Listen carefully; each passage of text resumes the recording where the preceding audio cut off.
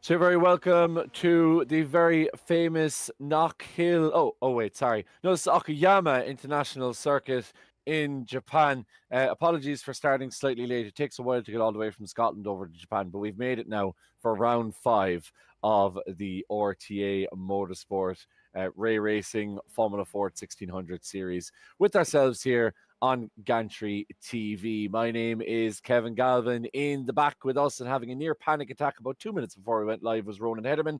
And alongside me, cool as chips as ever, is Evan Dalton. Evan, bit of a hurried start, a bit of a change, a delayed change to what we were supposed to be racing tonight. But let's hope the drivers can manage and kind of adapt to a changing calendar here at the Ray Racing Formula Ford 1600 series.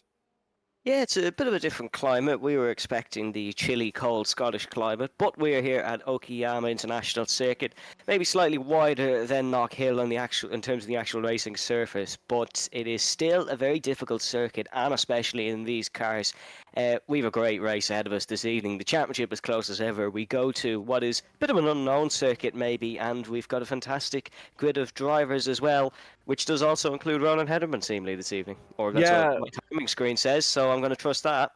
Amazingly Ronan managing to drive and also direct at the same time. So don't expect to see him up the top of the leaderboard this evening. But never, someone could say that you probably wouldn't expect that anyway. But we drive on nonetheless here at the Okayama International Circuit in the Okayama Prefecture. Once the host venue for a Formula One race back in the 1990s, talk about that a little bit later on, but it's kind of secluded nature, private track here, and a kind of an iRacing favourite, Evan, isn't it? And it's one of those tracks I think that always brings people back to kind of the basics. It's one of those tracks you always tends to be free on services. It's one that people generally always have access to, even the likes of Gran Turismo and that. So it's one of those tracks that people kind of know really well from almost video games more than actually real life racing.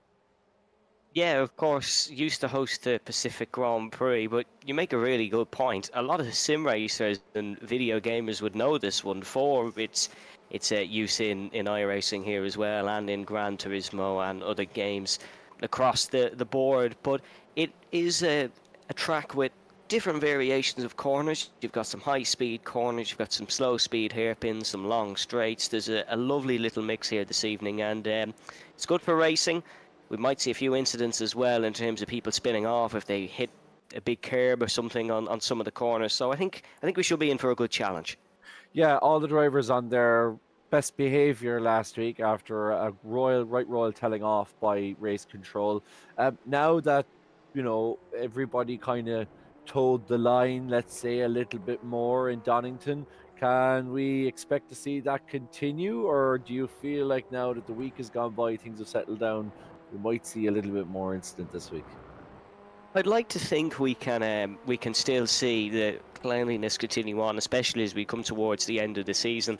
But sometimes with racing drivers, they have the memory of a goldfish and they will go for that stupid move up the inside. But no, I certainly think towards the top end of the field last week, it was absolutely impeccable compared to previous weeks. Okay, there was a little incident here and there, but the two drivers sorted that out amongst themselves and got on with it. So hopefully that can continue.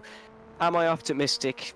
Maybe not, but we'll wait and see. We shall wait and see. Well, if you needed a reminder of what happened last week, Dylan McClements qualifying P1 for the opening heat. He ended up falling down a little bit down the field. Jason Smith, the man that you are on board with right now, he took control of race number 1. A great scrap behind between Peter Dempsey, Jason Cooper and Jordan Kelly. Took over. Kelly then spun out at Redgate on the last lap as a lap car caused the other two to kind of check up.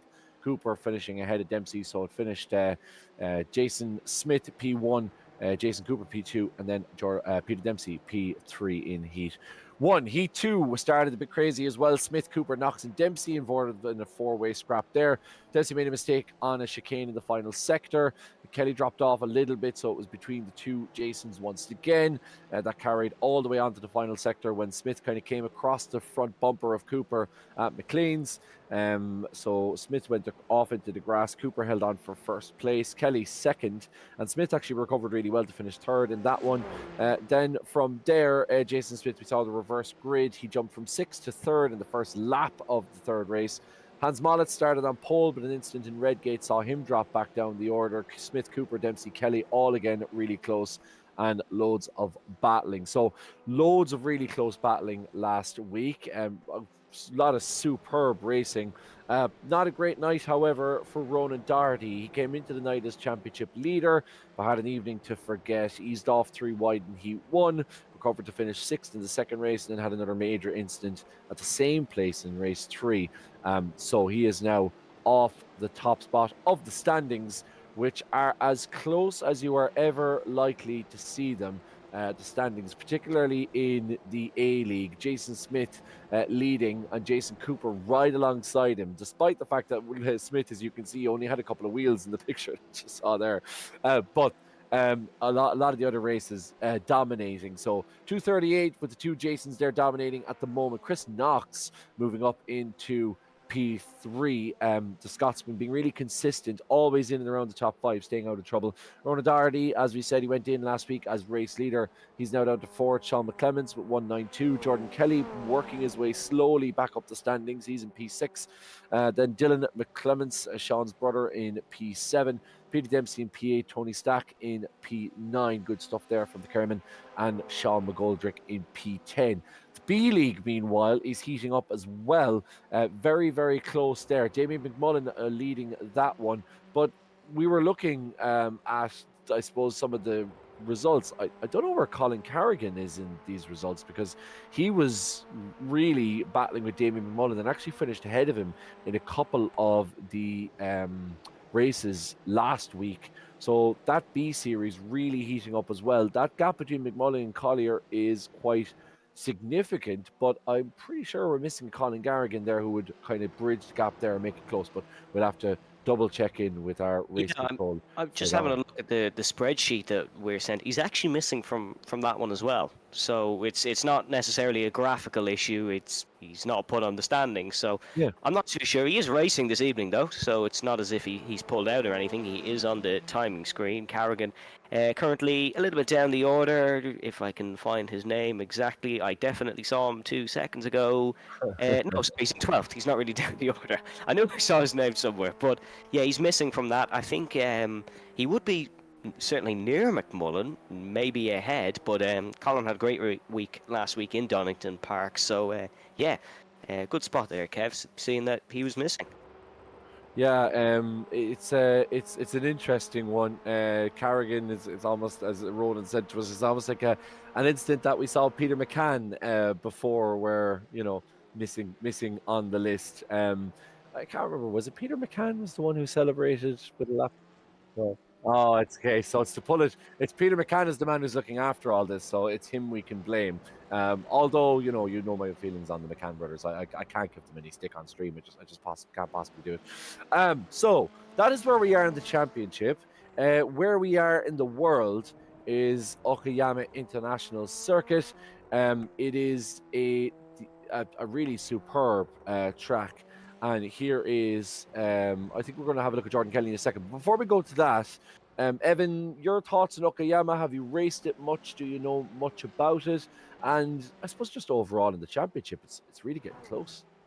Look, I'm going to hold my hand up here. The first time I watched this track was about 15 minutes ago, watching a hot lap in the Discord call with Ronan. So not much experience, but from what I saw of it, it's one of the longer tracks that we do this season. Obviously we have our British tracks like Donington and Ulton, which are for your GB3s, your British Touring Car Championship, your TCR cars. So they're kind of short and technical enough circuits. This one a little bit longer, still technical, mind you, but a little bit longer. And I think this will suit the drivers who maybe drive these cars or cars similar to these in real life, because of course they'll know about how the car performs in different corners. So your Jordan Kellys, your Ronan Dohertys of the world, it'll suit them here this evening. But look, we've had a few surprises all season, so I wouldn't be surprised if there isn't a few more this evening. Yeah, absolutely.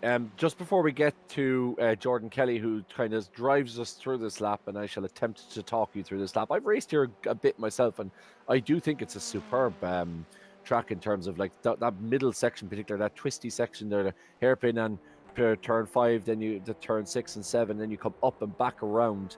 Up the hill after P8, and there's some great overtaking opportunities. But just to remind you, if you subscribe to us on YouTube, you can have a chat with us over the course of the evening. It's Gantry TV on YouTube. You can find us there. You can search for the name of the championship as well, and you will find us. But do subscribe to us and give us a thumbs up. It helps us just get it out to everyone else, which gives us a huge amount of help. And on one of those subscribers and one of those commenting is Ronan Conroy, who has messaged in to say that, as a matter of fact, there isn't any admin error there from Peter McCann. As a matter of fact, what happened was that Colin's I rating was too high and that he's been bumped up to the A League. So that's an interesting one because Colin wasn't leading that championship. So the door has now been opened for Damien McMullen to take the B championship. So I wonder what Colin had to say about that. Maybe he took it in good grace. I'm sure he did. But yeah, interesting one. So Colin Carrigan now no longer racing in the B championship. He's been moved up to A permanently. He has. I suppose it's never really an insult when you're told you're too good for something, but Colin has. I'm just having a look here. He is in the A championship. He has gone from leading a championship to being 36th in one, so I'm not too sure if he'll be pleased with that one. But his iRacing getting a bit of a boost mid-season has hampered him in the end. That's an unusual one. I've never seen that, but Peter McCann was on the ball with that one clearly, and here is us giving him a bit of stick. Absolutely, and thanks to Ronan Conroy again in the YouTube comments for letting us know that one. We'll be keeping an eye on the comments as we go throughout the evening here with just over 5 minutes left. Just so that we can catch the end of qualifying, let's have a look at Jordan Kelly, should I say. He is taking us through a lap here at the Okayama International Circuit. So as you exit this double right-hander, where are we on the track? This doesn't look like the front's finished straight. This is Jordan Kelly's lap anyway through Okayama. Seems to be coming down the second sector here. We started a little bit late. Now there's a big braking zone here for turn 4 coming around to the right-hand side, and you're trying to get on the pedal. It's a bit like turn 6 in Istanbul, right-hander up the hill. You need to try and add enough,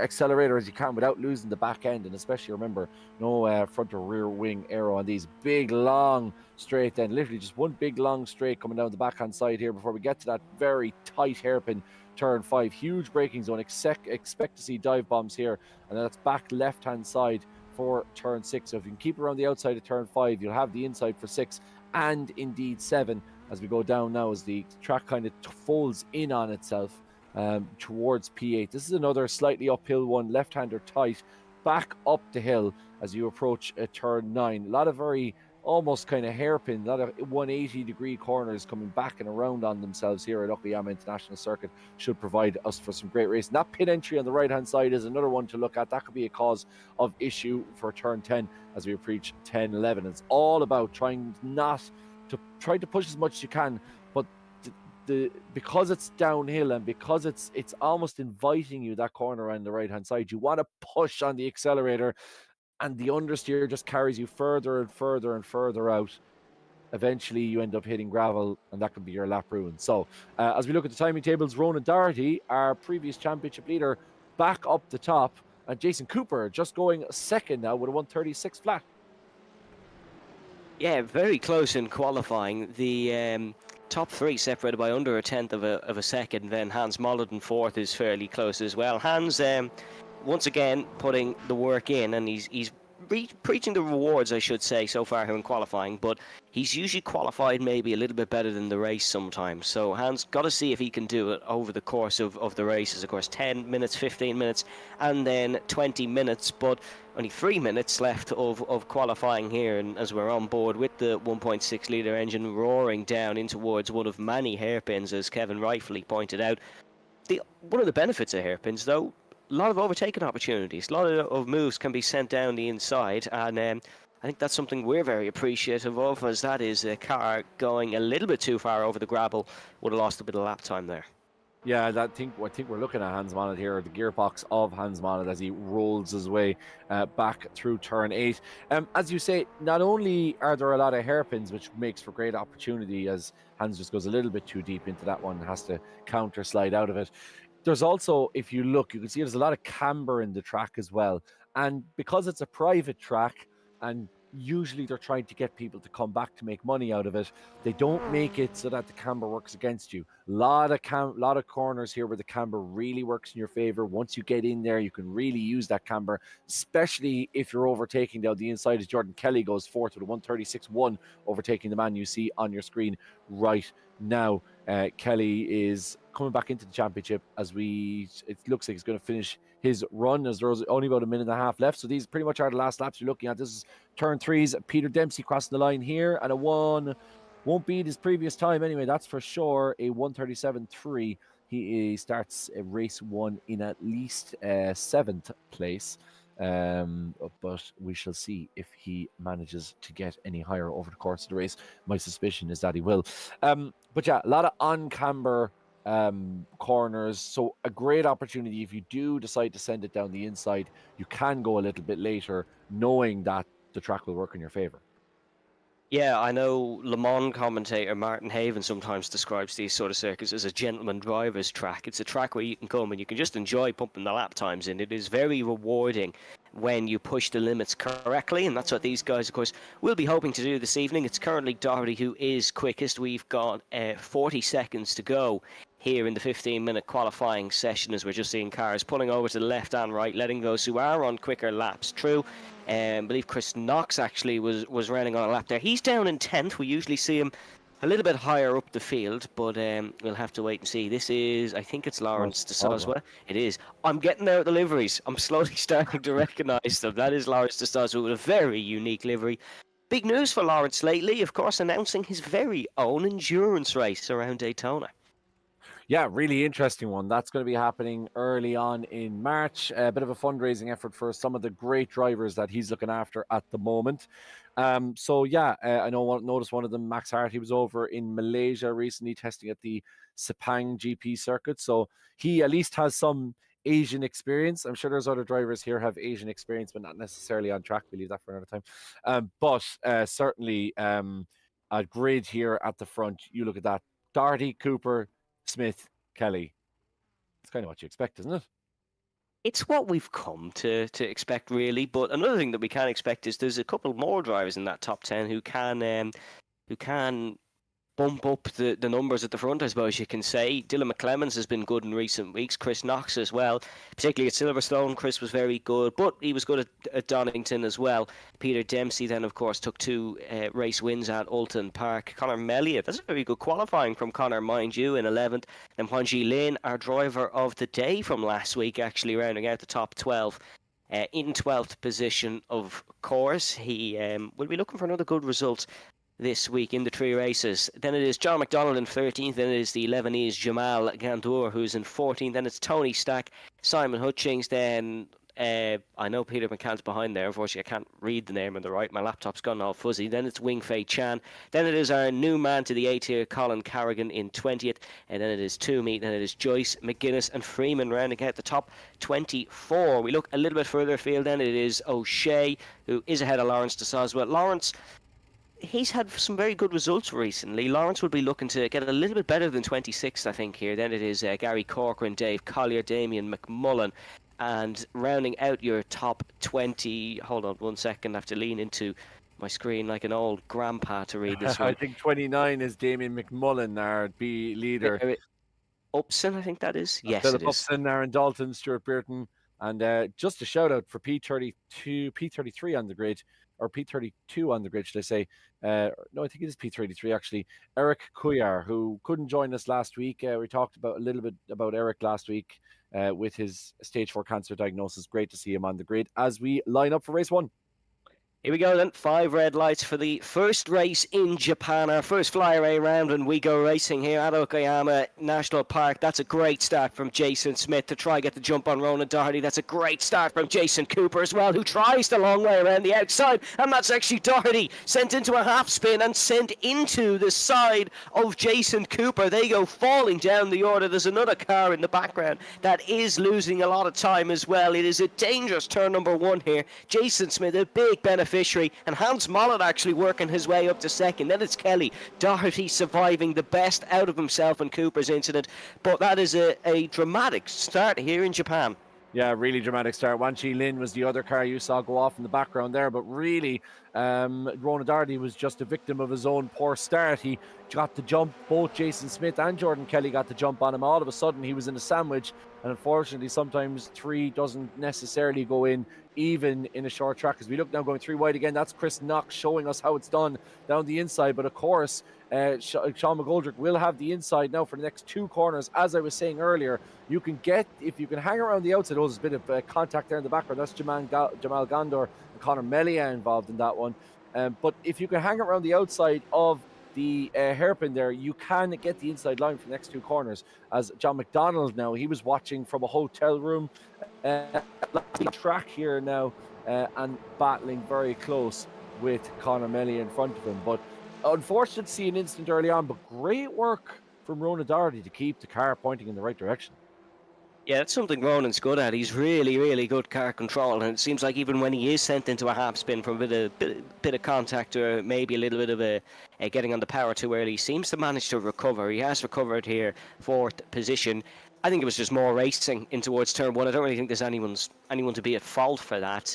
I'm sure those who were sent down the other think a little bit different. Here is a replay. This is Jason Cooper we are looking at. He's gone into the pit lane. That's what we're seeing there. He has gone into that pit lane that Kevin was pointing out earlier. Jason Cooper tied for the championship lead. Not the start he would be looking for.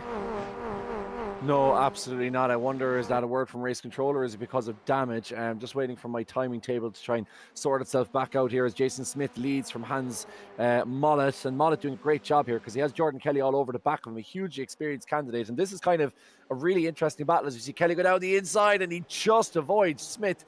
And I was just going to say it's going to be a really interesting battle because Kelly obviously has that natural talent and a lot of real world experience in these cars, but Mollet puts in an enormous amount of time on track. So it'll be kind of interesting to see how the kind of, you would say, natural talent versus hard work pans out. Jordan certainly getting the run on Hans in the opening part there, but plenty of time left here in what has already been an instant-packed opening race. Look, we're not saying Hans has no talent. We are just saying he puts in a lot of practice, and it's starting to work out here. Was it over 400 laps I heard that the little birdie tell me that he did over the last week at this circuit? Outrageous. Man needs a hobby, innit? I don't know what you've just heard. Hopefully we never hear it again as we're on board with Doherty up the inside of Hans Mollet. A podium place would be good for Hans because he is trying to prove himself here. He is one of the new kids on the block in RTA Virtual Motorsport, and he is looking to make a name for himself. He can put it up to these Irish Formula V rookie champions. That's what he believes, certainly. The Irish rookie Formula V champions will think they are the ones who can batter him out of the park. But look, he's sticking with them, and that's the most important thing, as here is a move up the inside. This is Sean McClements making a lovely move there. Brother of Dylan, of course. They're both making a few moves up the field. That's now McClements up to 10th past John McDonald. There's Rory O'Shea we're looking at as well. This is the battle for 14th position, I believe, as he's going to go for this one down towards the right-hander ahead. One of the longer straights on this circuit now. Bit of shuffling between the 3 of them. Rory commits to the corner late. That's a good move, very opportunistic up the inside, and that is a great job to get past Wing Fei Chan. Yeah, super move there from Rory O'Shea, just following in behind Simon Hutchings in that one. Just to give you an overall picture of the race, we have Jason Smith, Jordan Kelly, Hans Mollet, all up 3 places, and it looks like Hans... I was just going to put... I must have been an incident between the 2 of them because I was going to put the kiss of death, and I was just going to say Chris Knox was actually up 4 places from 10th to 6th, and now he's had an incident. So we see Rory O'Shea in the High Prix car also going off. Yeah, it was a good move there for Shea, and then I'm not sure if he locked a brake or something and just completely went off, or even a steering failure of some sort, maybe a technical issue. But here's the instant replay from Gantry TV, of course. Let's have a look here and see a lot of smoke coming out of Chris Knox's car, as that is Dylan McClements on the inside. Oh, just shoves the pair of them off there. And is there going to be a car on the inside here as they come back on? No. Oh, that's a really weird one. Very strange one. It was almost as if Ooh. it's almost as if the two cars were kind of locked together in some sort of Yeah, a bit of loss of net control code. for the And pair of them, I think. yeah, Yeah, I wonder whether, could and be I that. wonder, is that what was causing the wheels to lock as they were going along? We'll just have to, we might be able to check in with one of those and see what happened after race 2. But that's what it looked like. It looks like they were just kind of glued together with netcode, and then when the cars moved together, their wheels were kind of locking up because they were tangling, but also not tangling. Very strange one. Anyway, Jordan Kelly leading this a very close train. Jason Smith, should I say, leading this very close train for first, second, and third, very close together. Then a little bit of a gap to Peter Dempsey and Rona Doherty, who are enjoying their own little battle here. Rona Doherty trying to get back here with Sonic the Hedgehog on his crown. Hoping to try and get past the turn 3 man of Peter Dempsey, who's really come back into this championship. I've seen Peter in some IDMCs before, and last couple of championships I've seen him in, he's been a little bit off, but really in the 1600s, he's just really shown again why he's literally represented Ireland in this, so he knows exactly what he's doing.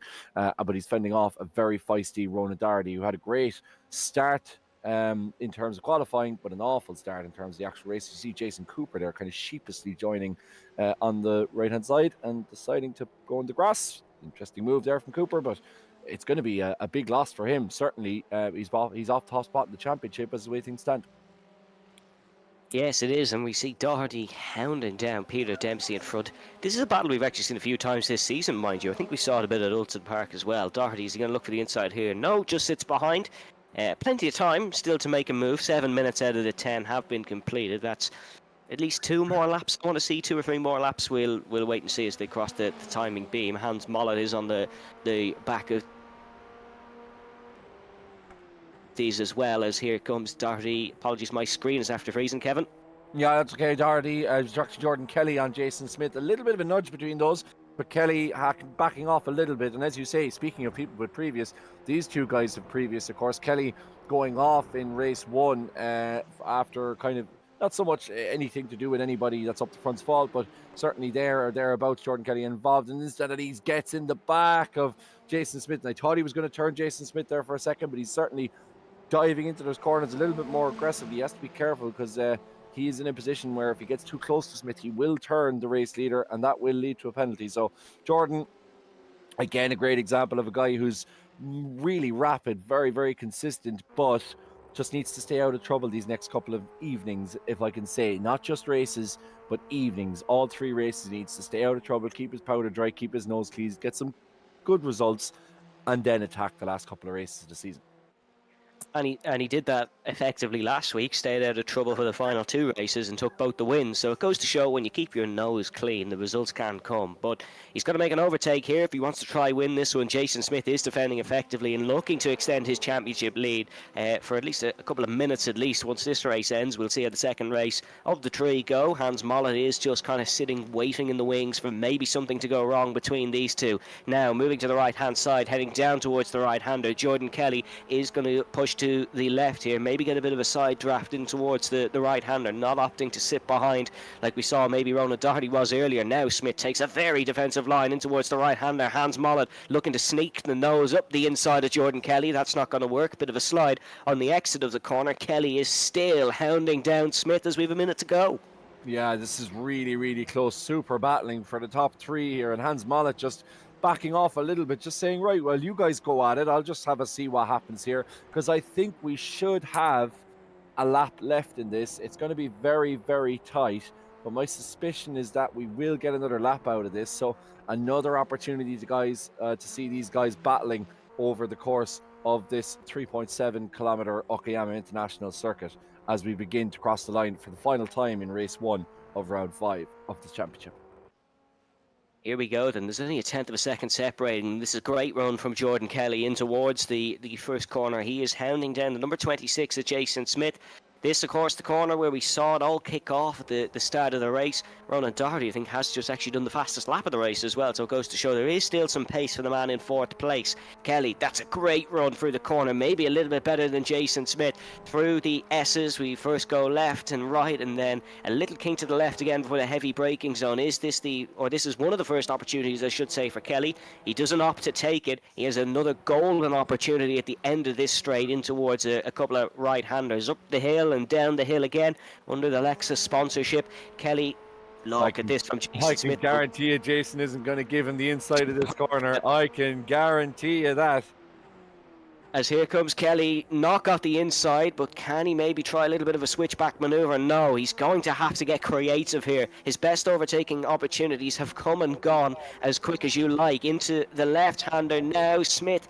Oh, is it a little bit wobbly? No, it's good out of the corner, really, and he's not going to give a single inside lineup from now until the end of this race. You can absolutely bet your money on that. Hans Mollet just still sitting behind, hoping that maybe Kelly misses a braking zone or something, and he can sneak his way through. 2 right-handers to go here in this race, and it's looking like Jason Smith is going to be able to take it home unless Kelly can send one up the inside. He'd have to be brave to do it. No, sits behind for the time being, and Jason Smith, the current championship leader, will extend his margin here at the start of race 1. He crosses the line and will take the victory. Jordan Kelly couldn't really do much about it in the end. Some great results across the field though. Hans Mollet in 3rd position, Sean McGoldrick as well in 6th, and Dylan McClemens in 7th, making up spots. Yeah, really, really good. I mean, that's just absolutely superb final lap. I mean, you can't ask for any more from a final lap. Jordan Kelly giving it absolutely everything. I think he might rue being a little bit timid into turn 4. Probably had an opportunity to, when he got that run out of turn 2 through the S's, probably feels now that he could have made the attempt, especially with Jason Smith. Jason just knew if he could keep it pinned to the inside of turn 5, stop Jordan from getting a run through 6 and 7, then 8, 9, 10, and 11 would look after themselves. Great run from Hans Mollet, a superb 3rd place for the Norwegian, superb result for him. And also Ronan Doherty, a disappointing start, but a really good recovery from him, and a fantastic battle between him and Peter Dempsey. Really, really good racing all around. Superb stuff. Yeah, fantastic. That was, and we were talking, before the race, I should say, about being clean and being... or just leaving that extra bit of room on the track. All right, we saw a little bit of a half spin maybe in towards the first corner, but there was nothing there other than that bit of a freak incident between Knox and McClemens that indicated to me that was a dirty race at all. And Rory O'Shea did get the car back out in the circuit, brought it to the pits for maybe just a quick cuppa and just refreshed himself, and now he's back ready for race 2. But we should have results on screen now. Yeah, but just before I say as well, great to see Eric Cunha across the line as well there from the Carolinas, crossing the line, P33, and just keeping his race clean, riding his own race and getting a great result. So well done to Eric for being here in the first place and also crossing the line in race 1. Yeah, well done, Eric. Fabulous to see Eric back, I should say. But here's your full race results from race 1. Then remember, this is the race 2 grid as well. So it is Jason Smith who will start on pole and takes the win for Heat 1. Then it's Jordan Kelly, Hans Mollet, Ronan Doherty. Then it is Peter Dempsey, Sean McGoldrick. Then it is Sean McClemens, John McDonald, Peter Buchanan, Tony Stack. Tony Stack once again sneaking in towards that top 10. Then it's Simon Hutchings, Wingfei Chan. Wingfei working back up the order as well after a little bit of a moment on lap 1. Lawrence de Soswa does what he seemingly does best and gets back in towards the top 15. Then it's Finlay Melvin, Conor Melia, Gary Corcoran, David Freeman, Jason Cooper, 18th. That's not what you want when you're in a championship battle, is it? Then it is Kevin Joyce and Damien McMullen in 20th spot. Not a bad starting position here for the B championship leader. He could get something out of that as we head onto the grid.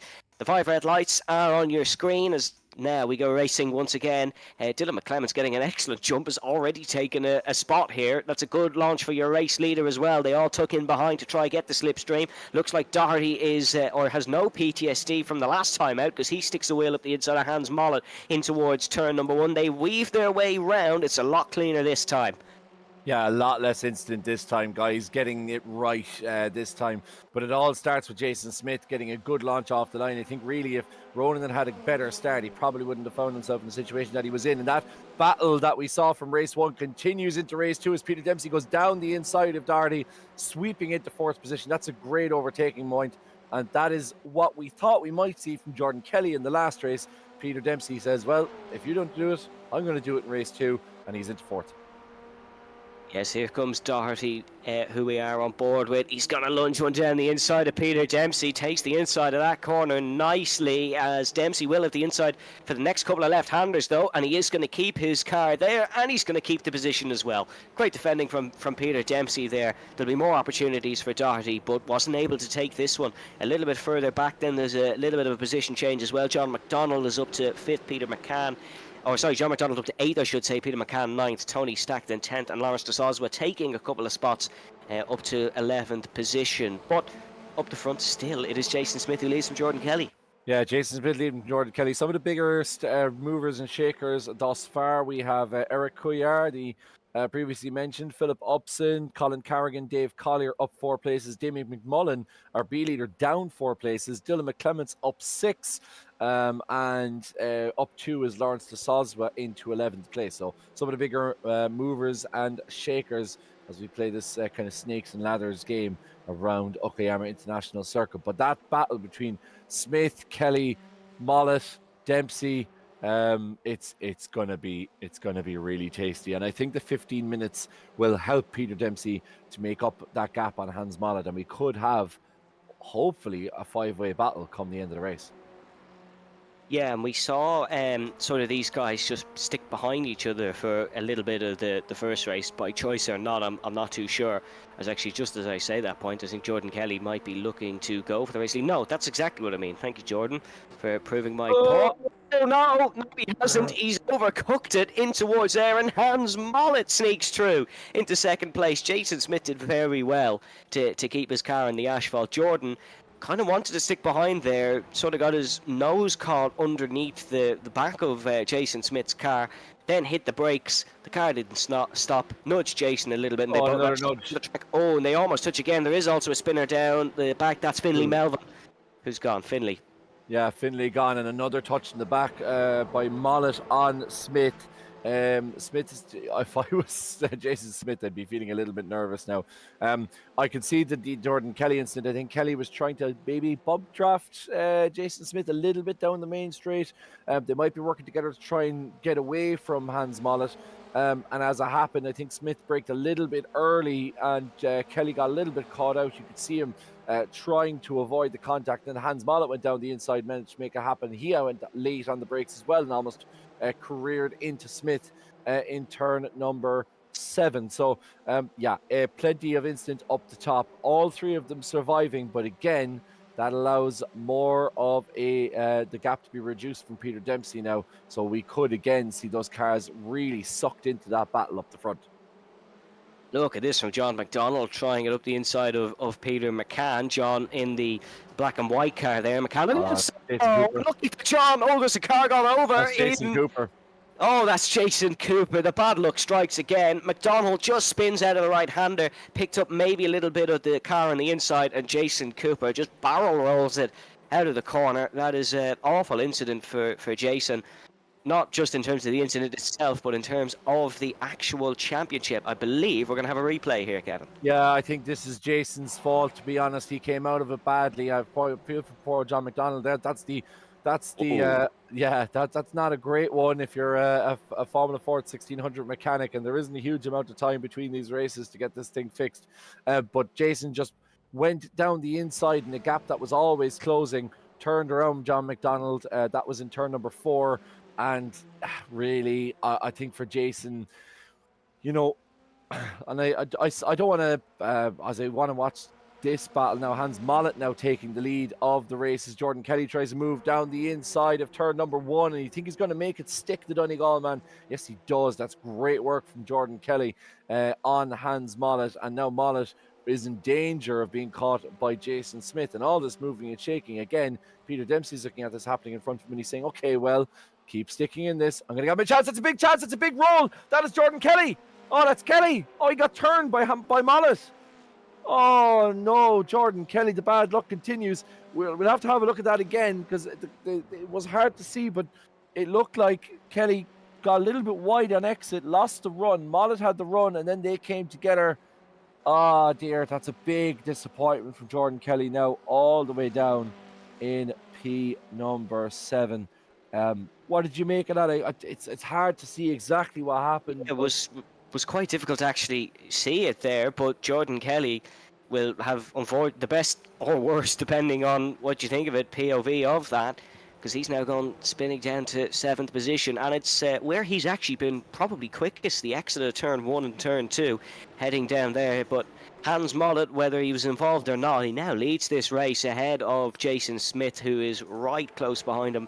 But that's 2 of the top 6 in the championship, both having incidents at the start of race 2 here. It is maybe more dramatic than the start. We said it was a lot cleaner off the line, but there's cars going everywhere throughout this 15 minutes. Yeah, just looking back on it there, just had a quick look there. Looks actually what happened was that Jordan Kelly went a little bit wide on turn 2, and then then Hans Mollet kind of checked up. Jason went into the back of Hans a little bit, which kind of bumped him a little bit forward into Jordan. I definitely think there was neck code involvement there as well, from what I could see. Really, really difficult one. I think Jordan's extremely unlucky to have been spun in that instant. When we see some of the contact that's happened in this race already, as Peter Dempsey goes a little bit deep into turn number 4, and that will give Ronan Doherty the run going down this very long straight. As we see now, Jason Smith making a move, Evan. Yes, here comes Jason Smith going for the race lead. Does not fancy sticking behind the Norwegian Junior B star for too long. Sorry, I had to mention it at some point. And he takes the lead in towards the right-hander and the double left. So Smith, well, the opportunity has never been greater for him. He's looking to take a second win on the bounce here this evening and really extend his championship lead, because his rivals, well, Jason Cooper, we saw him about 10 foot in the air a few minutes ago. I'm sure that'll be in the race photos by Sean McClemens after the race. Jordan Kelly, we saw him spin round as well, and Chris Knox then is down the order as well. Chris Knox currently in 9th, his other championship rival. Ronan Doherty still having a good race, but again is behind him. So huge opportunity this for Jason Smith to all but mathematically wrap up the championship maybe this evening. It'll be a little bit more difficult in the reverse grid race coming up, of course, folks, but he's doing a great job now at what he's got. Yeah, this is absolutely, I mean, this could be the night we're talking about come the end of the championship in Phillip Island. We could be looking back over the championship and saying this was the round where Jason Smith really stamped his authority on this championship. Of course, there is quite a bit of a gap between the two, between the Jasons and the chasing pack. So for Jason Smith, if he can get 2 race wins here again at Okayama, that would put massive distance between himself and the running pack, because of course Ronan Doherty caught out early on in race 1, although finishing high up enough, but not in second place by any means, and now running in 4th behind Peter Dempsey. It's going to be very, very difficult for Ronan to try and get back on the tail of the leader.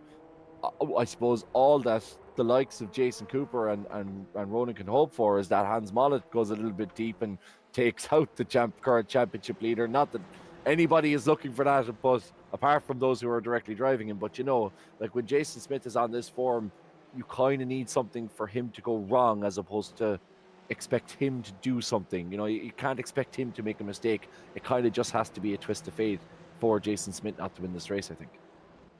Yeah, and even when Jason has a little bit of ill fate, he usually picks up the scraps in one of the other races. He's won a race, I should say, in all but one round. He missed out in Alton Park, the Peter Dempsey and Jordan Kelly Masterclass week, where they took pole and the wins, I should say.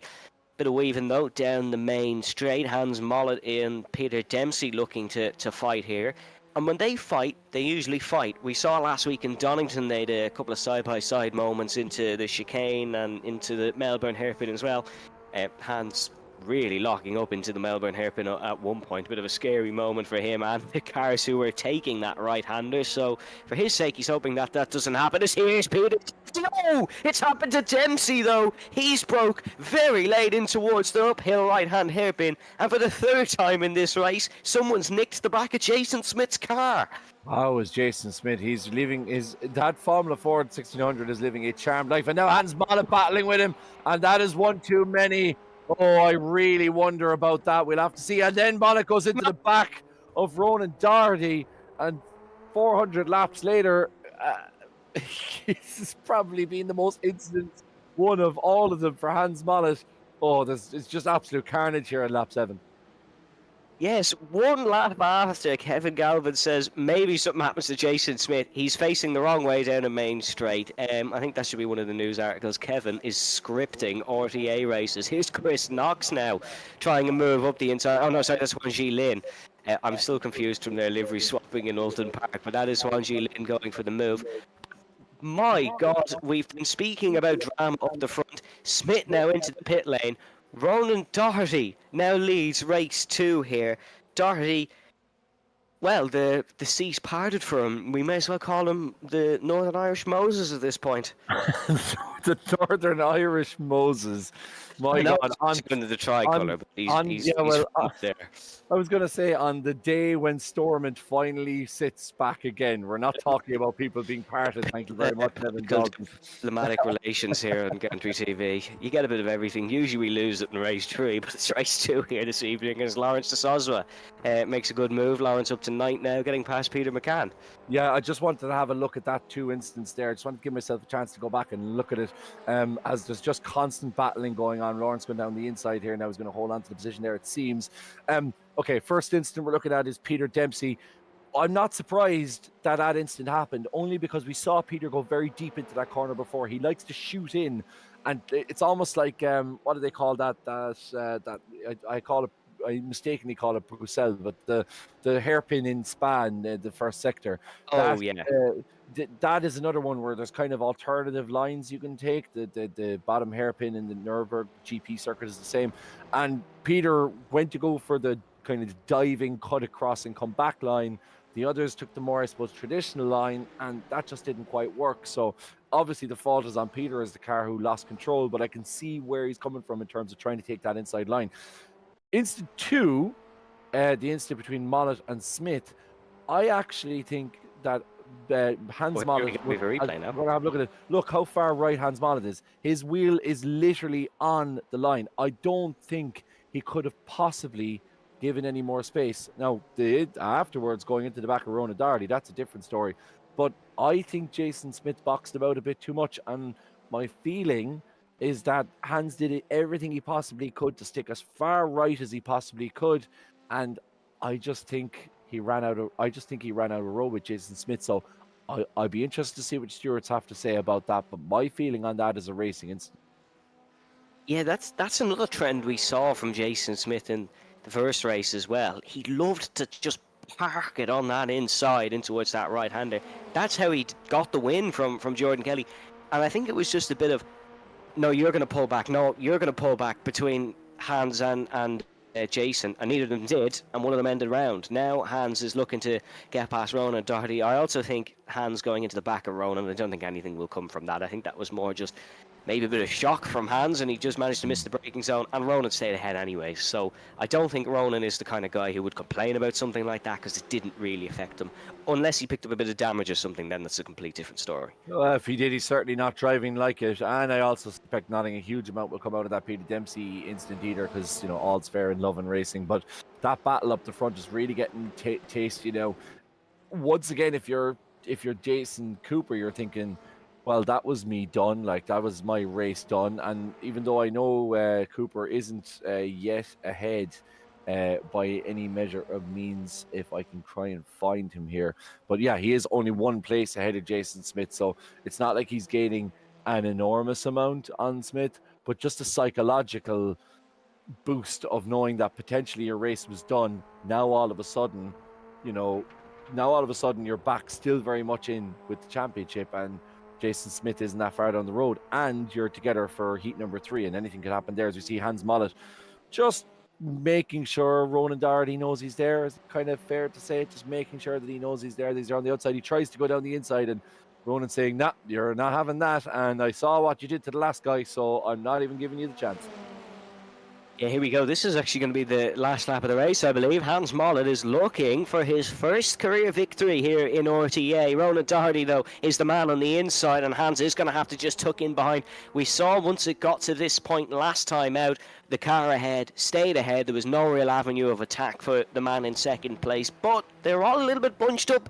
Or more bunched up, I should say, compared to the last time. So maybe a little bit of a lunge. There is a left-hander and 3 right-handers to go. Hans was looking for that in the inside. Doherty covers that one off. He knows how to drive a defensive line. He's a man who knows his way around Mondello, and there's a lot of defensive lines through that track. Similar here today, so Ronan will have the experience. 2 more corners to go then in through the first, and the last one is sort of higher speed than the first. So Ronan Doherty exits the corner. The checkered flag waves. Unless Hans can get an almighty slipstream down towards the line, which he will not, Ronan Doherty will take the race win, his second win of the season. And then Hans Mollet, another podium for him. It's been a successful evening for him. Here comes Peter McCann, looking to try get the slipstream towards the line. This is on Lawrence de Soswell. No, Lawrence will get the spot. It's great racing up and down the grid. Once again, we saw it in race 1 up the front and down the grid, and we saw it in race 2 again up front and down the grid. I mean, what more could you ask for? Look at the distances between the top 3. You've Ronan Doherty winning, then Hans Jakob Sivertsen Mollet in 0.24 seconds behind. So you have 2 tenths, then another 2 tenths to Peter Dempsey in P3. So the top 3 separated by less than half a second. Superb stuff up the top, and some great racing right the way down through the order of the grid. That battle between Lawrence de Soswell and Peter McCann, 200ths of a second separating those RTA veterans. So superb stuff, Evan. Another a great evening for Ronan Doherty it's turning out to be, but my God, what could have been for Jason Smith? What could have been for Jason Smith this evening? Yes, he of course has lost maybe a big amount of points in that race. Jason Cooper will be absolutely delighted, because it looked like that no matter what he did, he never got the rub of the green, and Jason Smith would take the win. But they're both back in it now. Jason Cooper could do with beating him in this last race, of course, but here is your full race results. It is Ronan Doherty who takes the race win ahead of Hans Mollet. Then it is Peter Dempsey, Sean McClemens and Sean McGoldrick in P5. Then it is Jordan Kelly, Chris Knox, Tony Stack. Then it is Dylan McClemens in 9th, and down in 10th position, once again, it's Lawrence de Soswell, that's who it is. Sorry, I'm like an old man again trying to read these. Then it's Peter McCann ahead of O'Shea, and Kevin, I'm going to let you take through the rest while I try fix this screen. Yeah, no problem. We have so we're starting with 10th. We've Chris Knox. Oh, sorry, it's Lawrence de Soswell, Peter McCann, then O'Shea, then Wan Chi Lin, then I think it's Connor Melia, then Wing Fei Chan, Jason Cooper, Jason Smith, and Dave Collier in P18. And that's about as far as we're going to get. Apologies to everyone else. But we're going to have a chat with Ronan Doherty, our race winner in heat number 2. Hopefully he'll join us very shortly in the commentary booth. Ronan Doherty, thank you very much for joining us. Mark Black on the YouTube chat says perma-ban for Hans for that wild dive bomb on yourself. I presume you won't be calling for a perma-ban following that incident, but talk us through some of the incidents we saw. Look, well, the first one happened in race 1 at turn 1. I think I was on pole, Jason Cooper was second, Smith was third, and yeah, then Jason turned in on me and Cooper, but he just mustn't have known we were 3 wide, and then I had another one with Peter in the first race, and then the second race is kind of carnage. I mean, I knew it was going to be carnage. I was just sort of waiting for them the last couple of laps, but 2 incidents on the straight with Hans, and then after the second one, when he hit Jason in the straight, he just he just milled me at the hairpin. But look, I don't know. I know what's going through the guy's head or whatever. I'll let the stewards decide it. Yeah, you said you kind of knew there was going to be carnage. What gave you the I mean, look, obviously it's kind of a instinctive kind of premonition, but like, what are you seeing out there as a driver? Just boys trying to throw it up the inside, which maybe not on. I done it once, to be fair, at the start of the second race and lost myself a lot of times. So it's a fine line of trying not to give up position and not giving up your race, your overall race time. So I think just a few lads making a bit of mistakes in their judgment on that one. Yeah, because it's interesting because we were obviously supposed to be in Knockhill, and the decision was made to move it to Okayama because it's a wider track, and I suppose it gives guys a little bit more bailout room. But like, it also has an awful lot of, as we said, on camber hairpins, which kind of encourage those dive bombs. Yeah, I guess, but look, like Knockhill, I do believe it was the right decision to move it because Knockhill with the grid size, is a very short lap. There's a longer lap, which is good. And look, I don't think the track layout's a problem if everyone sticks to the rules, so to speak. So that's my thoughts on it. Yeah, well, look, it's been a reasonably, I suppose. Look, your heart was probably in your mouth after that incident of turn one. It couldn't have started worse, but to recover and to get a decent result in race one, win race two, you must be happy enough, especially given like it was a disaster week for you last week. Yeah, so last week, oh, don't even talk to me. So the storm took my Wi-Fi out, and I had done no practice, so I drove home from uni. Only got on with half an hour to go, right? So, and the Wi-Fi was horrible, but I was doing laps. I was trying to do some practice my first laps, and the fourth lap, my clutch pedal flew off and hit my wall. So I had to repair that. So I went into qualifying with 4 laps, but by the time the last race came around, I was on the pace at the end of the second race, and then the Wi-Fi was so bad I couldn't connect to the grid, and yeah, I was using a dongle and a Wi-Fi hotspot. So last week was a proper horror show, but it's nice to come back this week and be on the pace with a bit of practice. Fair play to you, Ronan. You got your dongle sorted. That's the main thing. Ronan Darty, thanks so much. Best of luck in race 3. You're starting from P8, but you'll be very happy to take it. And congratulations on the race the win in race 2, should I say? Thank you very much, lads. Cheers. So that was Ronan Darty. Evan, I don't know whether you're able to sort out some of the technical issues, but if you need me to run through the results or this grid, should I say, for race 3, I would be very, very happy to do so. But just before that, I want to say big hello to Jamal Gandor, who's racing course this evening, who's into us on YouTube. So thanks for that. Yeah, hello Jamal. I saw actually Jamal encouraging people to like the stream, which you should do. Jamal, actually a man with a big sim racing history. I was speaking to someone, a racer I know, who Jamal built his sim rig. So here's a random bit of fun fact for you. Kevin, I will get you to run through the grid because for some reason when the grid comes up, my screen is all fuzzy. So no worries. So we start with Tony Stack in P1, then Chris Knox in P2. Huge opportunity for the Scot in this final race. Jordan Kelly starts from P3 on the grid, followed by Sean McGoldrick and Sean McClements. Then we have Peter Dempsey, Hans Mollett. That rivalry will continue once again in the 4th row of the grid, I'm going to say.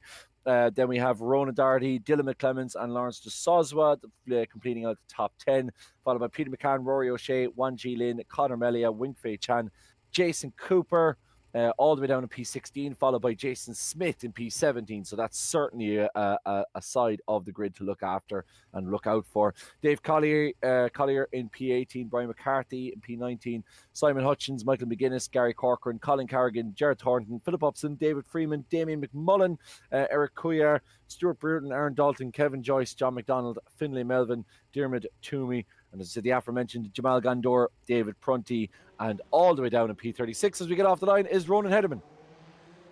We go racing here, and that is a great start from Chris Knox, who's already up to the race lead ahead of Tony Stack. Jordan Kelly is looking to dive up the inside here. Kelly, of course, who had that misfortune in the second race, gets a good grid start here on race 3. Tony Stack still on the inside. Kelly trying to hold it the long way around the outside. Maybe a bit of bad memories through that corner, but nothing that's absolutely stopping him from thundering in towards second place in this race. And he's into the slipstream of Chris Knox. Jordan, a driver who does like to lead from the front, so clearly looking to do that here. A bit of a move in the background as well. Peter Dempsey getting the job done on McGoldrick. Yeah, it's Peter McCann going wide there through turn 4. He's dropped down a huge amount of places, and Sean McGoldrick now into 4th position as he steamed down into the first hairpin. Peter Dempsey's going to have the inside here, and also down the inside is Jordan Kelly. He's going to try and get a move done there. on Knox. Can he make it stick? Yes, he can. Jordan Knox is going for the switchback. Little bit of contact there between the two of them, but Jordan Kelly's going to hold the inside here for the next two corners.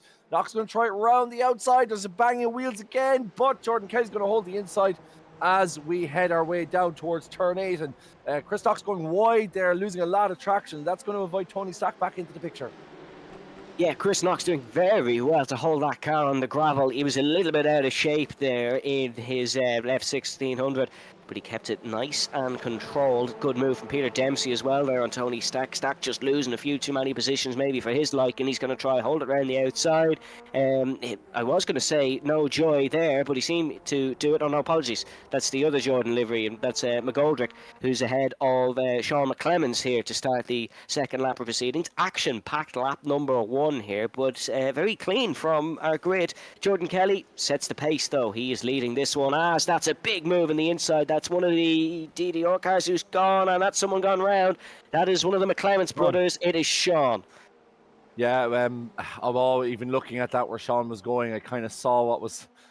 I think after doing enough of these races, you kind of develop a sixth sense for when things are about to go wrong. And when I saw Sean go down the inside there, I just thought that is a gap that is always closing.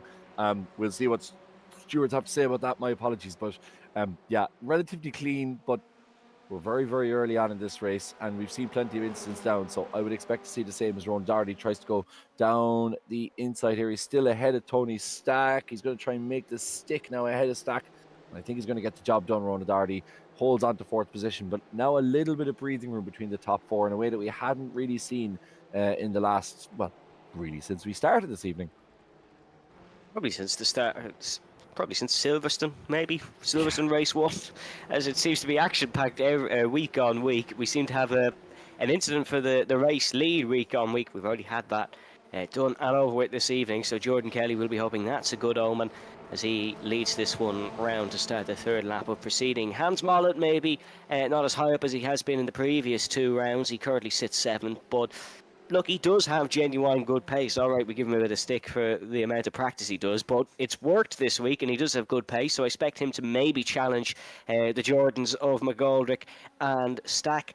But speaking of another Jordan Kelly, he's actually not set the fast lap this time round. The man behind him, Chris Knox, has just gone purple, so maybe Knox has an answer to the questions he's currently being asked. Yeah, absolutely. And Chris is like, as you say, he's always up and around there, and certainly very much in the shake for the championship yet. There's a lot of guys here who are rapid but not necessarily consistent. Chris is rapid and consistent, so maybe not necessarily a race winner every time he goes out in the grid, but certainly a guy who can threaten those up the top and keep his car clean. As we see Hans Mollett on the outside, he has Tarjay Skrayan, if I'm pronouncing that right, in the comments, giving him good support here, saying, go on, Hans. There's nothing like a bit of Junior B support. So it's great to see Hans involved in that one. And thanks very much to Tarjay for getting involved. This is very tight between Chris Knox and Jordan Kelly for the race lead, and these guys certainly aren't waiting to see what happens. Knox is going to hold the inside here as we get back towards the section, but Jordan, if he can hold on, he just can't. I was going to say if he could hold on, he would actually have the inside for the next corner, but now look at Ronan Doherty sticking his nose in to Peter Dempsey's business as we head towards lap 4 and what is already turning out to be an extremely intriguing final race here at Okayama. What a brilliant move that was from Chris Knox to take the race lead off Jordan Kelly is now. Wow, they go snaking down the main straight. Chris Knox almost into the pit wall there to try to defend, but he's got to move over. There's a car coming out of the pit lane. Okay, he was aware of it as Jordan Kelly trying it around the outside. Down goes Peter Dempsey. I'm not sure if that was under his own accord and into the air. There's a couple of cars gone over. Oh, that's a big collision. We're going to have to definitely check out a replay on that one. There's a couple of cars gone there. Not quite sure who went under him, who went over him, but that is a big move here in this one. Yeah, Peter Dempsey losing it there in turn 1. Did he hold his brakes though? That's what I'd love to know. It seemed like the car came back across the circuit in a very strange way, and we'll have a look here. So he loses the back end, of course, seeing what happens there, and then it comes back across the circuit, and that's Hans Mollett involved. And Jason Smith, I do believe, if I'm right in saying, I think Jason Smith was caught up in that as well. He's after getting a smack, having made up an awful lot of places, so that's a very unfortunate one for our championship leader. Yeah, he just went around there and the car came back cross track. We'll have to see what the telemetry said. Maybe it's just the way the car came around on him. I'm not sure. But anyway, we're back looking at Ronan Doherty and Jason Kelly as Sean McGoldrick tries to go up the inside here. The two former the Jordan retro liveried cars battling here side by side as we come back through turn 4. Or sorry, this is actually turn 8. Turn 9, should I say, and down through the final 2 corners of the track, turn 9. At turn 10 and 11, as Sean McGoldrick all over the back of Tony Stack. And this, of course, is for 4th position. So Tony very much holding his own. And Tony really probably making up for a bit of unfortunate time in Oulton when he started pole with his position, but then got taken out very early on with incidents. So he'll be hoping to have a better race 3 this time around. Is that Jason Smith gone into the pit lane, actually? He's dropping down the order. That's what I was saying. I think when Peter came back around, he actually, one of the cars he inflicted the most amount of damage on was an arriving Smith, who was arriving at the scene of the accident before he ever realised it. And Jamal Gandor. So unfortunately, Jamal's luck not finishing out as Ronan Doherty now is bump drafting Jordan Kelly. And we saw the last time that happened, the two of them almost came together in the corner. So hopefully Ronan gives Jordan a bit of space. Yeah, I'm not sure where this bump drafting tactic has come from, because usually single-seaters are very fragile and they love to break. If anyone watching has any sort of single-seater experience, they'll know that that usually results in them costing a fortune. But Jordan and Ronan, typical racing driver mindset, not thinking of the cost, bump drafting down into the right-hander. But no, they have to be careful, because we saw, was it McClements and Knox earlier? Yeah, it was McClements and Knox lock, or the two cars locked together when they had a slight nudge, and then they both went completely off the road. So when you're 1 and 2 in a race, you got to be careful of that. Yeah, very, very careful, because of course, while that wouldn't work in real life, bump drafting, let's be honest, the likelihood is that it's only a matter of time before you become at the wrath of the neck code, as Lawrence de Sosva politely gets out of the way for our race leaders. As they head down the front, swimming straight. Here's Jason Cooper. Now he's in P9. He is actually up 7 places thus far in this race. There's some big movers in this race. For example, Damien McMullen, our B leader, is up 11 places. John McDonald is up 17 places to 14th. So a great race for him thus far. And I was going to say Jason Smith had made up an absolute heap of places before he got taken out. So unfortunately for Jason Smith, another what could have been great race gone wrong. Yeah, and it's funny, we were talking 20 minutes ago how, oh yeah, this is Jason Smith's championship to lose. He's the best thing since sliced bread. He's getting all these points. And now it's pretty much dead evens. One of them had a brilliant first race. They've both had not really a great race in race 2, and now the other man is having a great race here in race 3. That's Wingfei Chan losing the position to the man just speaking about. Jason Cooper has taken that position, and he's up to 8th now, and he is looking to catch Connor Melia, who is also having a good race. Connor up to 7th. I think if he finished there, it would potentially be a season high. Yeah, that would be a great result for Connor Melia in P7.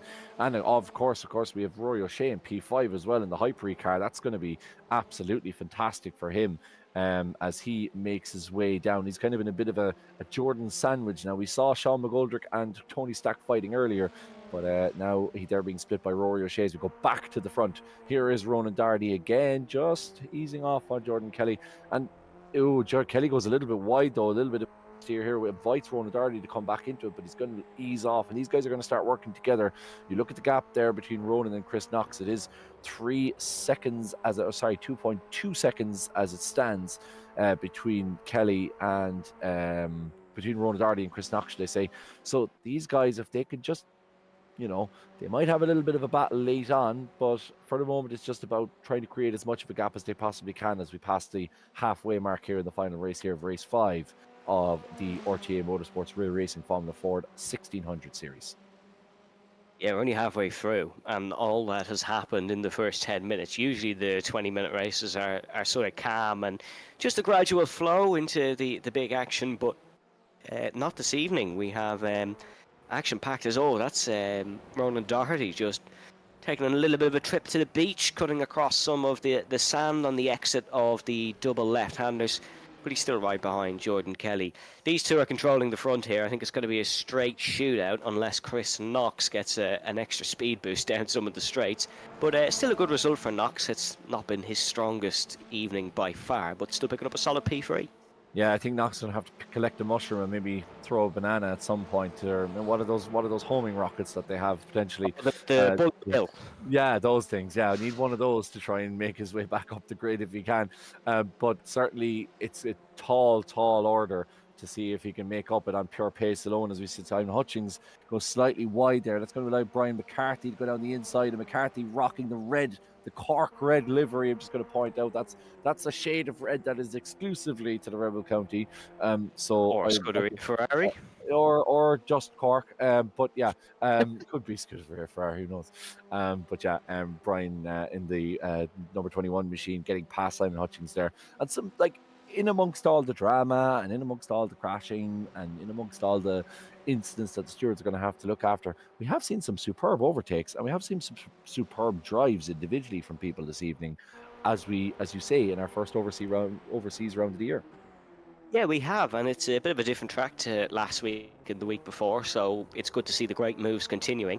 But yeah, we've seen some great battling, even from those who were involved in incidents. Of course, the two Jasons and Hans, who have had their fair share of moments this evening, they both had some great battling in race 1 and race 2, and of course Hans is only out of this one because he was collected by an airborne Peter Dempsey. It wasn't really anything that was Hans's fault. As we are looking at another man who's had some great battles. This is Tony Stack, who's looking to get past Rory O'Shea. This is the battle for 5th. These two are doing a superb job here to be up in 5th place. Yeah, really, really good stuff. This is potentially for them absolutely enormous in the context of their championships and their championship ambitions for the year. And everyone's ambitions are a little bit different, including this man who is aiming to see if he can win the B Championship. Damien McMullen, terribly nice guy is Damien. Really, really nice guy. Met him for quite a bit at the Sim Expo last year and just really enjoyed his company. So always love to see him racing as well, Damien. So that's absolutely great stuff. Oh, there is Wing Fei Chan going off in the background. That's the Shell Oil sponsored number 13 car from Wing Fei. Got it wrong there in turn 1. I'm not sure if that was cause or effect, but certainly getting it all wrong there and dropping down the timing tables. As we look at Jason Smith, I thought he was out actually of this race, but he's gone back on the road. He's battling here now and trying to get himself as many points as he possibly can. And I suppose that's the thing. Like, you have a bad week, but you have to just try and make the best of a bad lot when you're in the course of an 8-week championship, because you never know when those couple of points might be all the difference. Yeah, spot on. And you're saying about Damien McMullen, the McMullen family in general, a family with a good bit of Irish motorsport history. I want to say Dara McMullen races in the Seat Super Cups, but it could be the Irish Touring Car Championship, and I'm making an absolute mockery of myself, but it's one series. And the McMullens are certainly spread across many of them. So great to see Damien McMullen up fighting for that B Championship. But in terms of the A Championship, we're going to have another big swap here, because it's Jordan Kelly and Ronan Doherty, who are 4th and 6th in the championship, who are scoring the big points here in race 3. Yeah, it is. It is a huge potential evening for Jordan Kelly. And as you say, Ronan up 6 places. This could be a big result for Ronan this. You can understand why he's just trying to keep his powder dry behind Jordan for the moment. And these guys know each other extremely well. They've raced together as teammates. They've raced against each other as adversaries, both on and off the track. So, like, they know each other really, really well, and they kind of know what the other is inclined to do, what the other is like personality-wise. So there's a lot of gained trust there, I think, between these two. A lot of experience, and I would suspect that I'm not surprised to see these guys working together to try and get the best possible result for both of them, because really, ultimately, it's about maximizing your own gains. And if that means doing a bit of teamwork in the middle of the race, then so be it. If it works to your advantage, then why not? Yeah, and there will be teamwork up until a certain point, and then these two should go racing, because, look, you don't get far in motorsport by making friends, or certainly some friends. Just ask Max Verstappen, Sebastian Vettel, Michael Schumacher, Nigel Mansell, Ayrton Senna, Alan Prost there. Nelson Piquet. Have I made my point yet? Maybe. No, but these two, they know each other very well. They'll know the driving characteristics by now in this race because they've been following or being near each other for long enough. They'll know who's good where, who's good in certain corners. And Ronan Doherty knows, right, this is the best corner where I can attack Jordan Kelly. But look, this should be clean, this should be fair. There is certainly a good relationship between these two, and I'm thoroughly looking forward to seeing these two go side by side at some point. Yeah, it's going to be fantastic. Just, I feel like Ayrton Senna, though, went out of his way to make enemies as opposed to not going out of his way to make friends. Yeah. I think that's where he's the outlier in that one. Most of them did, to be brutally honest.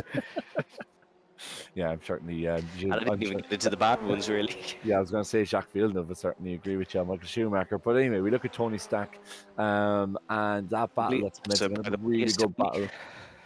Yeah, he's having just a really, really good race. And again, himself and Rory O'Shea working together, making sure that they don't do anything stupid to throw away what would be a fantastic result.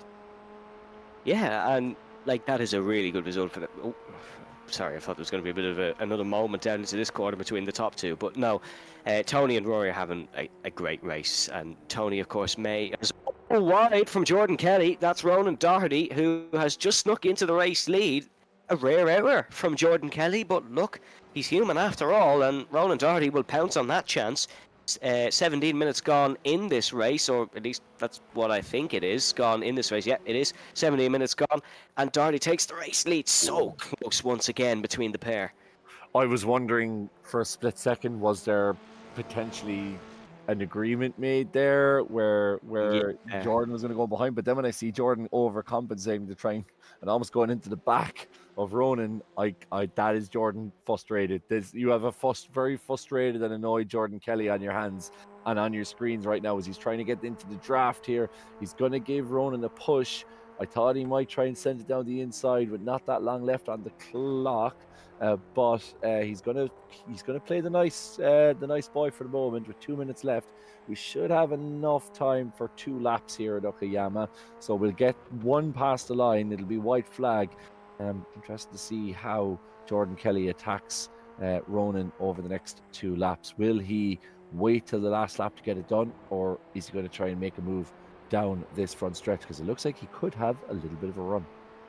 Yeah, remember, he waited until the last lap in race 1 and wasn't able to take the chance. So is it a case of you got to just take your chances when they arrive to you? And I think so, because here he goes, trying around the outside of Ronan Doherty. Doherty went for the inside defensive line, is going to hit his apex and send Kelly the long way. That's not going to work. The inside line way quicker through that corner, it seems. So now Jordan Kelly realistically has to wait for the last lap, and once you wait for the last lap, you very much limit your opportunities here. There's going to be one maybe down in towards turn number 4, one into the hairpin that we've just gone past, and that's kind of about it for Jordan Kelly. Ronan very good through the first sector, Jordan as well. Will he risk a move into turn 1? I don't know, but this should be a fantastic final lap. Yeah, I would want to keep us looking exactly where we are now as we see what Jordan Kelly does. As we say that, we change camera.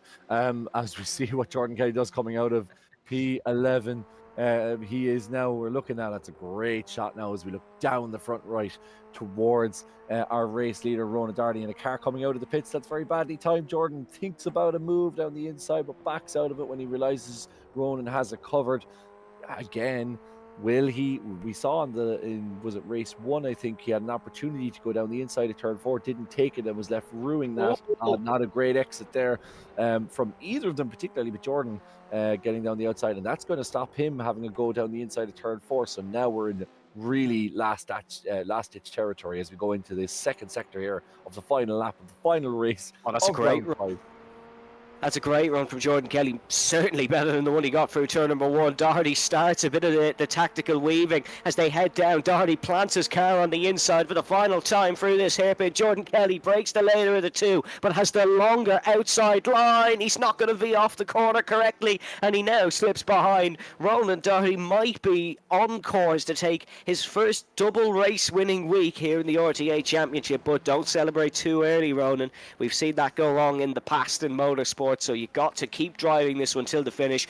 But it seems like once again Jordan Kelly left it to the last lap, was not able to take his opportunities, and I think he will be frustrated with himself for that, because all racing drivers, of course, are perfectionists and they want to nail every opportunity they can. Jordan didn't necessarily do that this evening, and He's left himself a little bit short points-wise, potentially, but for the final corner, Ronan Doherty might have been absolutely bombarded with issues through Oulton Park, but he'll be bombarded with a great points finish and 2 race wins here at Okayama. That's a fantastic win. Rounding for the final corners as well now, Chris Knox third, that is Sean McGoldrick in fourth, and then Stack and O'Shea bring it home 5th and 6th. It was Stack who takes that battle, but still great results for the pair of them.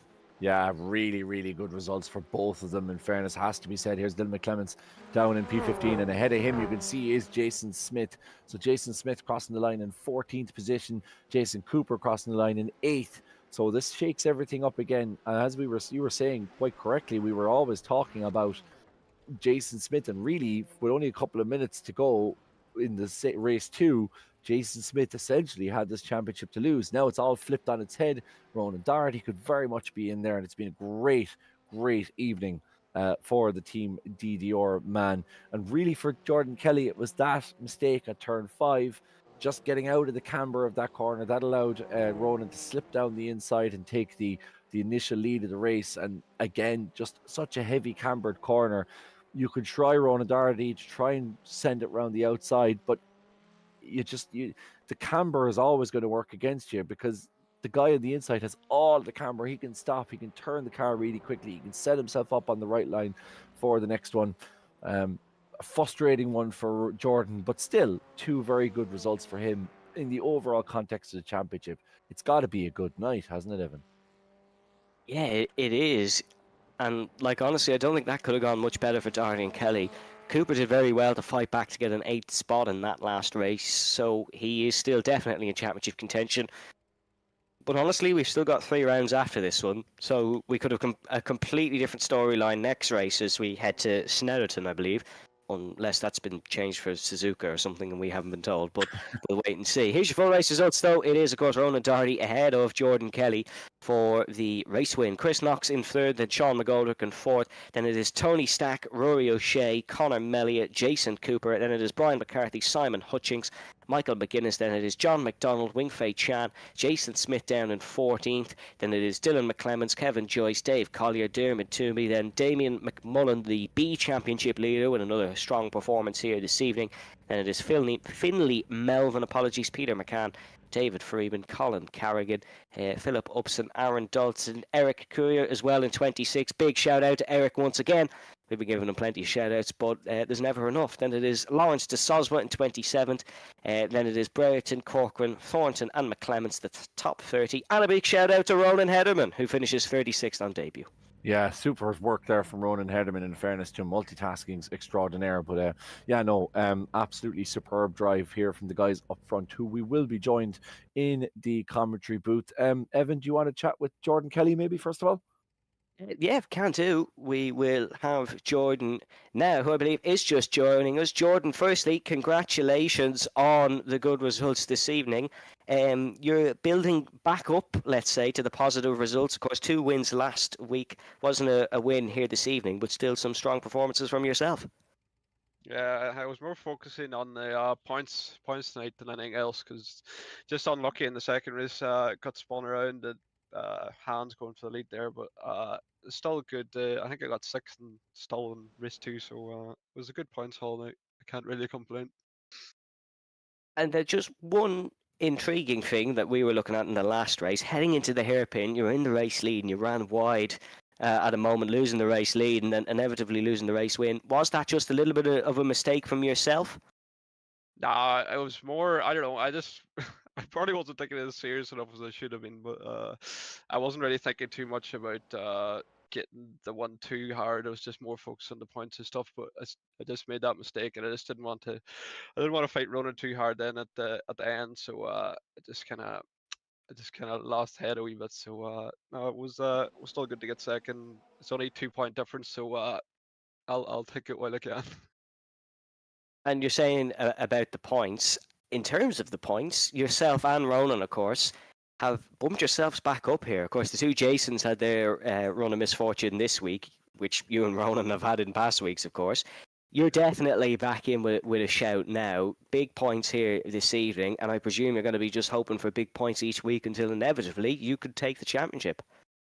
Yeah, I noticed last season, Sean McGoldrick, he was just getting consistent results and consistent results and consistent results. So I'm just gonna try and do that now to the end and try not to battle people too hard and cause crashes and stuff. Just wee touches and stuff with each other. So no, hopefully I can do that and just accumulate the consistent points now to the end of the season.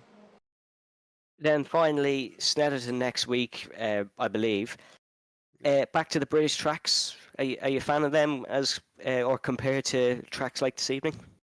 Yeah, I have a soft spot for Snetterton now because it was where I got my first Formula Ford one in real life. So I definitely I definitely like that track in the back of my mind, to be fair. So hopefully I can get some good results there. I think I got good results the last time there, so hopefully I can keep the same speed as I did back in.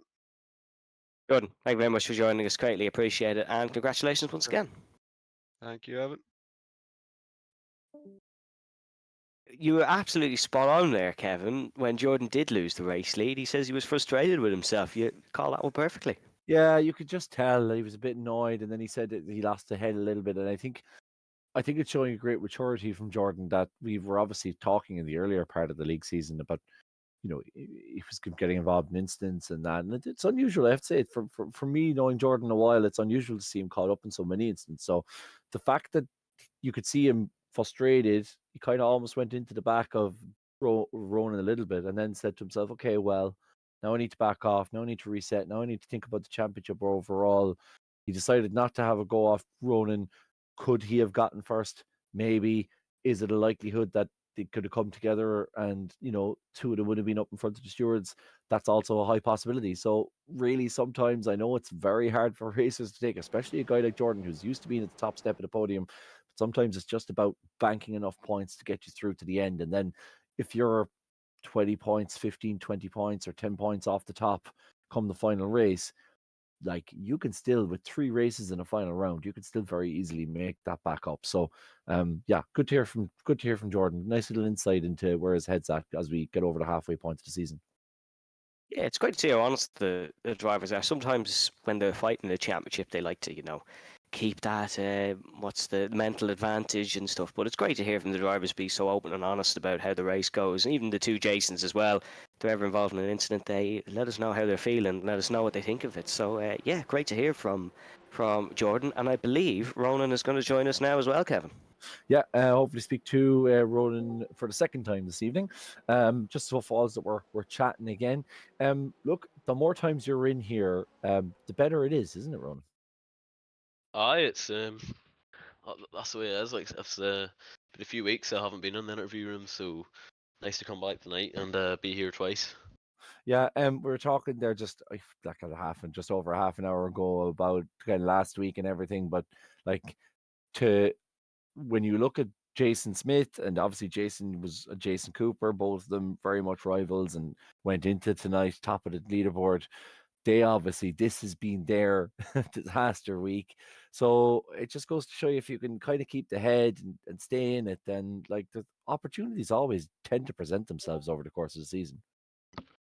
I look like that's one thing Jason Skipper's well good at, staying out of trouble and not getting involved in incidents, and that's kind of what I was trying to do tonight. Like pulling 2 wins, but unfortunately couldn't win the first one. But no, it's a good points haul for me, and I'm just gonna focus on myself for the rest of the championship, really.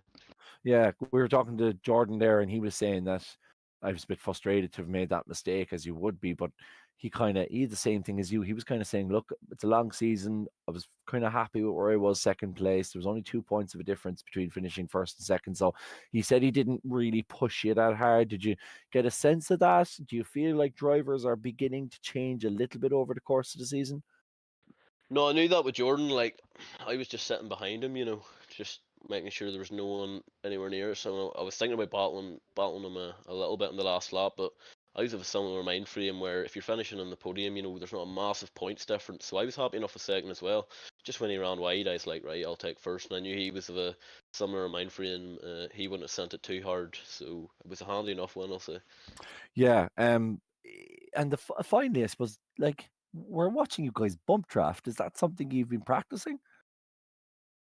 No, well, you don't really practice it. You just know if you have to hit someone square like perfectly in the middle of the gearbox, or else you're gonna throw them side by side a little bit. So it's you can do it in the real car too, but you just have to be accurate with it. And I've got enough trust in Jordan, that he'll hit the right part of the box. Yeah, that's not a double Oh yeah, entendre, by yeah, the way. yeah. I'm That's sure what I Jordan. said. I'm sure Jordan will appreciate the heads up nonetheless.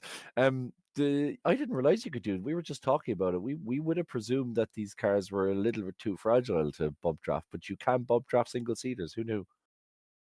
Yeah, sorry. Yeah, no, look, there's a crash structure at the front of the nose, and the Hewland gearbox is fairly flat at the back, so you can do it, but like I said, you just need to know where and when to do it. Well, you certainly got it right tonight, and nice to see that Jordan's box hitting skills are of top caliber. So look, Yeah, it was congratulations, surprising. Ronan. well, well done on the results tonight, and look, it's a great result for you. I suspect that you will be top of the championship going into next week. So look, you would have taken that absolutely going into this week. So look, congratulations on the two race wins, and to be honest, a superb job even right from the get-go to stop yourself that turn one incident being any worse. We were commentating on it ourselves, so really I think you've made the best of the best lot you possibly could this evening. Thanks a lot, lads. Thanks for providing the commentary and the broadcasting for racing tonight as well. Great stuff. So Rona Doherty, probably, I was going to say probably the best driver, but I was going to say probably your race championship winner in the coming into next week, the leader at least, joining us. I suppose, Evan, look, it's again, it just swings back and forward, this championship, doesn't it? Yeah, it's an absolute cracking championship overall, and I think you're silly if you're not joining us on a Tuesday evening for this one, because look, it was Jason and Jason dominance. They were tied on points now. Ronan Doherty goes back in the championship lead. Jordan Kelly's back up there. Next week could be Jason Smith and Jason Cooper dominance once again, like we saw in Silverstone, like we've seen in Brands Hatch U. You never really know how it's going to go. It swings and roundabouts here, but in brilliant fashion. Also, great to hear that you can bump draft single-seater cars, which is an intriguing one. I definitely didn't think that was possible, but I suppose this is why I'm talking into the microphone, and these guys are out winning races. Yeah, and I just noticed there, I just want to make a point of it as well before we head away. Peter Dempsey straight in on the Discord apologizing he said, sorry to whoever's race I ruined, was trying to get back off the racing line. I'm an idiot with not enough slim time and sleep. Well, you're far from an idiot, Peter Dempsey. And to be fair to him, Peter, fronting up there and apologising, it's just a real pity that it was Jason Smith, because Jason was on a roll, and you really got a sense that if he had kept us clean, we could have been seeing Jason in a three-way battle between Jordan and Ronan, and then they wouldn't have been friends, because with Jason, they would have both been under massive pressure to push. Well, just as you're saying there, the drivers apologising for the incidents. That's another good thing as well. If we do see an incident out on track, just like the one we saw with Peter Dempsey, the majority of the guys are instantly apologetic about it. And we talk about championships and we talk about battling and competition and stuff, but there's also a great community here as well in RTA, and it's great to see the guys own up for mistakes, because it's something you don't really get in motorsport. You get these back and forths on Twitter or whatever it may be in your top iRacing series. So we've got a good bunch here, and of course, as we said, we've got a great battle coming on. Yeah, I don't 100%. answer your question, Kevin, but sure. No, absolutely. No, it's absolutely the point I'm making. And actually, on the subject of battles and the community, obviously we have to nominate a driver of the day every evening. Sometimes we forget, and we have to do it after the race broadcast. But Most weeks we forget. let's be honest. But I really didn't want to leave this week go by, and I think this is kind of not just, this isn't from ourselves, this is kind of from Rob and from Peter and Ronan and Evan and Jordan and everybody who's involved in RTA and ourselves here at Gantry TV. We spoke last week about Eric Couillard and he said he wasn't able to race. As you see his car going by with the I won't repeat the word on YouTube, but the F cancer livery. he is, as we say, battling stage 4 cancer, and made an enormous effort to get out and race today. And for some people, they think, well, making an enormous effort is cutting plans short, or running 400 laps, which is a lot of practice. Let's be honest. Oh no, I can't say that. It's FEC cancer. I can't say that. Excellent. But like the amount of effort that Eric did physically to and the gumption, like just to get up and say, look, I'm feeling like crap. I might be battling this, but like sim racing is what I really love doing, and I'm not going to let anything get in the way of that. So for him to get up to grid to race 3 races, he's probably more tired and exhausted than anybody else on the grid, but he's still getting up and doing it every week. So I'm delivering this, I suppose, monologue, for want of a better word, but this is coming from all of us. I'm just the lucky messenger boy who gets to deliver it on stream. I would propose, and I think everyone would agree, that Eric Couillard is our driver of the day, and probably, whatever about the championship standings, in terms of sheer effort and passion and like bravery, and I don't want to sound patronizing when I say this, but bravery to get up and do this every week in as much as he possibly can. He has just been a shining example for everybody who sim races, as to not letting anything get in the way of you and your passions. Yeah, as you said, Kevin, you are the lucky messenger, but certainly myself, and I think I can say on behalf of every single person in RTA Virtual Motorsport, we absolutely agree with everything that's been said. And Eric is certainly your driver of the day. He's our driver of the year. He's our driver of the century, the decade, whatever the hell follows after that. I didn't know he ran that livery, so that's certainly my best livery now. It's the Jordans, look, 1991, it's back in the past.